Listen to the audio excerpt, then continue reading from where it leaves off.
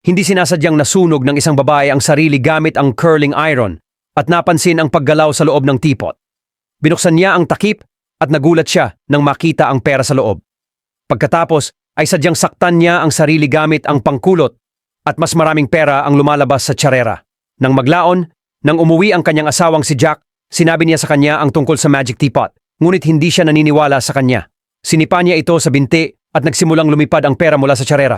Buong gabi nilang binugbog ang isa't isa at nalaman na ang mas maraming sakit ay nangangahulugan ng mas maraming pera. Pagkatapos ay sinasaktan nila ang kanilang sarili sa iba't ibang paraan. Pumunta si Jack sa dentista habang nagpapatattoo si Sarah. Sa lalong madaling panahon, nalaman nila na ang tsarera ay maaari ring makabuo ng pera kung may ibang nasaktan malapit sa tsarera. Nang makita ito, pumunta ang mag-asawa sa isang tattoo shop, nanonood ng laban sa boxing at bumisita sa isang delivery room ng ospital.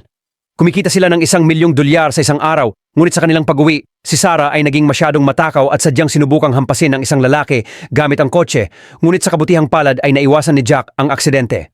Pagkatapos nito, nag-away ang mag-asawa at sinabi sa kanya ni Sarah na hindi na niya dapat siya pinakasalan.